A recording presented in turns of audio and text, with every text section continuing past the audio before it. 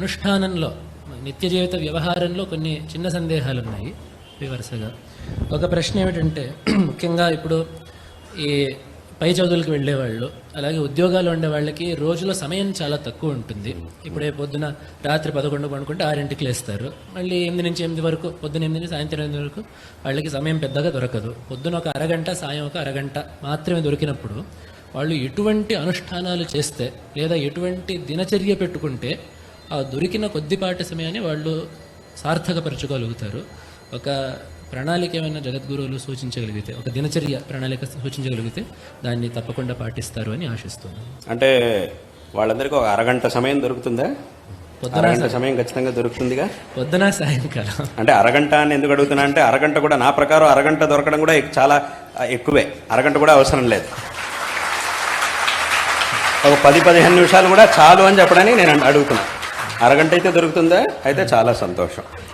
అంటే నాకు గుర్తొచ్చే విషయం ఏమిటంటే, ఇప్పుడు భాగవతంలో పరీక్షిత్ అంటాడు, పరీక్షిత్తుకి శాపం వస్తుంది. ఏమిటి, నీకు 7 రోజుల్లో మరణం అని శాపం ఇచ్చారు పరీక్షిత్తుకి. అప్పుడు పరీక్షిత్ అంటాడు, అయ్యో నాకు 7 రోజుల్లో మరణం, ఇంకా నాకు సమయం లేదు అని అంటాడు.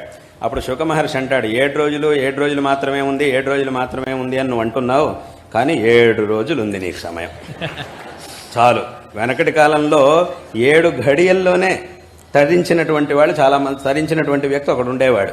అలాంటిది వాడితో పోలిస్తే నీకున్నది 7 రోజులు సమయం ఉంది.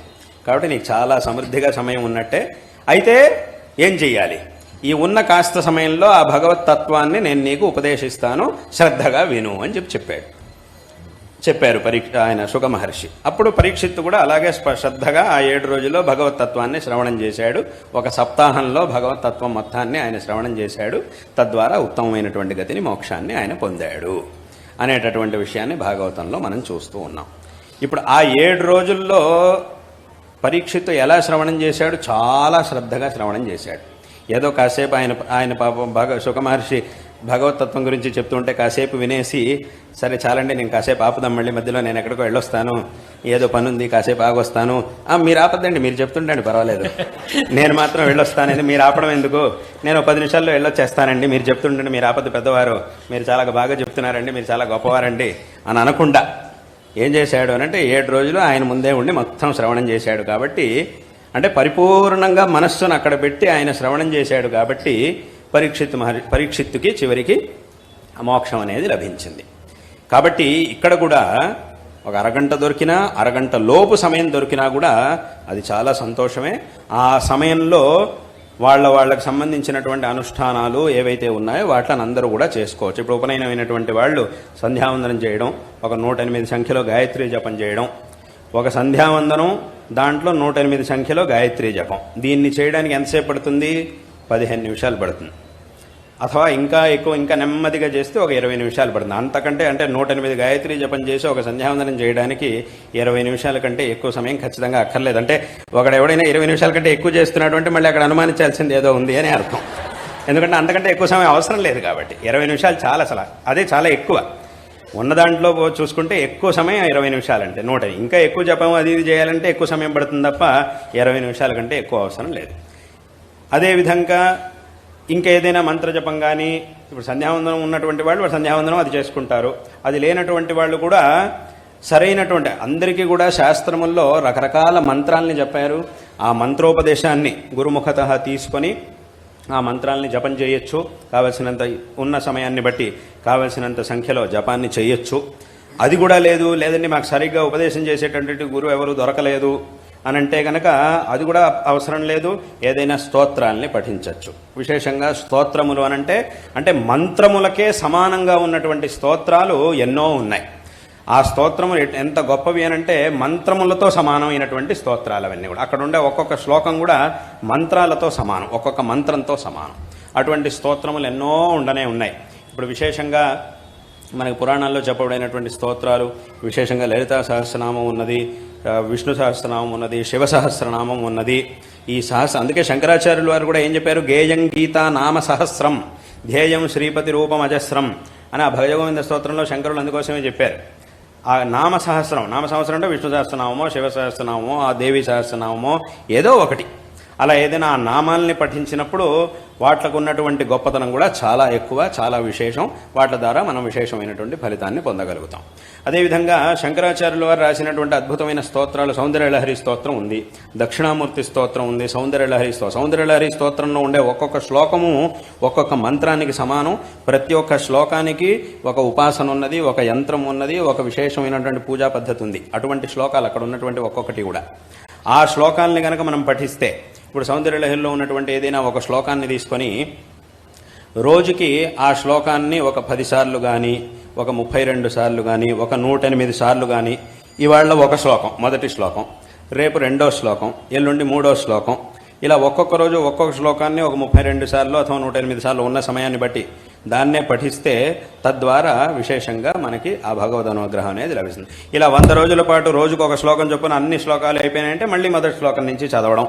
ఈ రకంగా ఎన్నో ఉపాసనలని శాస్త్రముల్లో చెప్పారు. కాబట్టి ఇప్పుడు సంధ్యావందనాది అనుష్ఠానాలు ఉండేవాళ్ళు అథవా ఏదైనా ఒక మంత్రాన్ని సంప్రదాయానుసారంగా గురుముఖత ఉపదేశం తీసుకొని ఆ మంత్రం యొక్క పద్ధతి, దాని అనుష్ఠానం ప్రకారం దాన్ని జపం చేసేటటువంటి వాళ్ళు, అథవా ఈ సహస్రనామాదుల్ని పఠించేవాళ్ళు, అథవా ఈ స్తోత్రాన్ని పఠించడం, ఈ మూలకంగా ఏదైనా ఈ మార్గాలన్నింటిలో కూడా వాళ్ళకి యోగ్యం అంటే వాళ్ళ సామర్థ్యానికి తగినట్టుగా, వాళ్ళ సామర్థ్యానికి తగినట్టుగా, వాళ్ళకు ఉన్నటువంటి సమయానికి తగినట్టుగా ఏదే ఉపాసనని చేసినా కూడా తద్వారా ఆ భగవద్ అనుగ్రహం అనేది తప్పకుండా మనకి లభిస్తుంది. కాబట్టి ఇక్కడ ఎంత సమయం మనం చేస్తున్నాము అనేటటువంటి విషయం కంటే ఎంత శ్రద్ధగా మనం చేస్తున్నాము అనేటటువంటి విషయం చాలా ముఖ్యం. చేసేది 10 నిమిషాలే అయినా, ఒక 10 నిమిషాలు చేసినా కూడా ఆ 10 నిమిషాల్లో పరిపూర్ణంగా మన మనస్సుని అక్కడే మనం లీనం చేయాలి. ఆ 10 నిమిషాలు చేసేటప్పుడు కూడా లౌకికమైనటువంటి విషయాల గురించి మనం ఆలోచించకూడదు. అంటే ఆ దేవుడి గదిలోకి వెళ్ళి దేవుడిని ముందు కూర్చోవడం కంటే ముందే మన మనస్సులో ఒక సంకల్పాన్ని చేసుకోవాలి. ఏమిటి అంటే, ఇప్పుడు నేను దేవుడి దగ్గరికి వెళ్తున్నాను, ఓ 10 నిమిషాల పాటు దేవుడి ముందు కూర్చోబోతున్నాను, పరిపూర్ణంగా నా మనస్సుని నేను భగవంతుడి పాదార విందాల్లో ఉంచబోతున్నాను. ఈ 10 నిమిషాల్లో ప్రపంచం ఏమైపోయినా సరే నేను దాని గురించి ఏమైపోదు, వాస్తవంగా ఏమైపోదు, ఏమవుతుంది, ఏమీ అవ్వదు. కానీ ఏమైపోయినా సరే అంటే మీ సంకల్పం ఎలా ఉండాలి అని చెప్తున్నా. ప్రపంచానికి ఏమీ అవ్వదు, ప్రపంచానికి ఏమవుతుంది, ఏమీ అవ్వదు. కానీ ఈ 10 నిమిషాల్లో ప్రపంచం ఏమైపోయినా సరే దాని గురించి నేను పట్టించుకోను. నిజంగానే అంత మునిగిపోయేంత పరిస్థితి కనుక వస్తే ఏ దేవుడి ముందు నేను కూర్చున్నానో ఆ దేవుడే చూసుకుంటాడు, ఆయనే దీన్ని చూసుకుంటాడు. ఎందుకంటే నేను ఉంటున్నది దేవుడి ముందు. ఆయన సంకల్పం లేదు అనంటే ఏమీ జరగదు కదా.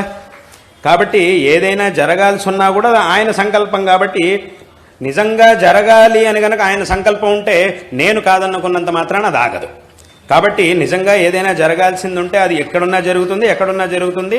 నేను దానికోసం ఎంత ఆలోచించినా అది ఖచ్చితంగా జరుగుతుంది, దాన్ని ఎవరు ఆపలేరు. కాబట్టి ఈ 10 నిమిషాల పాటు మాత్రం నేను ఏ విషయాల్ని ఆలోచించను. మళ్ళీ 10 నిమిషాలు అయిన తర్వాత మళ్ళీ బయటికి రానే వస్తాను. వచ్చిన తర్వాత మళ్ళీ ఈ విషయాలన్నింటి గురించి ఆలోచించడం, చదువు, ఉద్యోగం, ఈ విషయాలన్నిటి గురించి కూడా ఆలోచించడం అనేది ఉండనే ఉంది ఆ 10 నిమిషాలు. కానీ ఈ 10 నిమిషాలు మాత్రం నేను ఏ విషయాల్ని పట్టించుకోను అని దృఢంగా సంకల్పం చేసుకోవాలి. ఎందుకు సంకల్పం చేయాలని అంటున్నాను అంటే, సంకల్పానికి చాలా బలం ఉంటుంది. సంకల్పం అనేది ఎంత బలంగా ఉంటుందో ఆ తర్వాత పని అంత బాగా జరుగుతుంది. కాబట్టి అన్నిటికీ కూడా ఈ సంకల్పం అనేది మూలం. ఎంత దృఢమైనటువంటి సంకల్పాన్ని మనం పొందుంటామో పని అంత బాగా జరుగుతుంది, అంత చక్కగా మనం పనిని చేయగలుగుతాం. కాబట్టి ఇప్పుడు ముందే ఇలా ప్రతిరోజు ఆ 10 నిమిషాల పాటైనా భగవదారాధన చేయడం కంటే ముందే సంకల్పాన్ని దృఢంగా చేసుకోవాలి. చేసుకుంటే గనక ఇప్పుడు ఇవాళ కాకపోయినా, రేపు కాకపోయినా, ఎల్లుండి కాకపోయినా కొన్ని రోజుల్లోనే ఈ పరిపూర్ణమైనటువంటి దృష్టిని భగవంతుడి మీద ఆ 10 నిమిషాల్లో పెట్టి చేయగలిగేటటువంటి సామర్థ్యం మనకు వస్తుంది. మన బుద్ధి తప్పకుండా అక్కడ నిలుస్తుంది, అందులో ఏమాత్రం సందేహం లేదు. కాబట్టి అందరూ కూడా ఇలా చేయాలి. ఈ 10 నిమిషాల పాటు చేసిన ఆ భగవద్ ఆరాధన ఏదైతే ఉంటుందో, వాళ్ళ సామర్థ్యానికి తగినట్టుగా వాళ్ళు చేసినటువంటి భగవద్ ఆరాధన అనేది ఏదైతే ఉంటుందో, తద్వారా మనకి లభించేటటువంటి శక్తి, అలౌకికమైనటువంటి శక్తి, ఉత్సాహం, ఇవన్నీ కూడా ఏముంటాయో అవి మనకి ఆ రోజు సంపూర్ణంగా అన్ని పనులని చక్కగా చేయడానికి కావలసినటువంటి విశేషమైన శక్తిని ఇస్తుంది ఆ 10 నిమిషాలు చేసేటటువంటి భగవద్ ఆరాధన.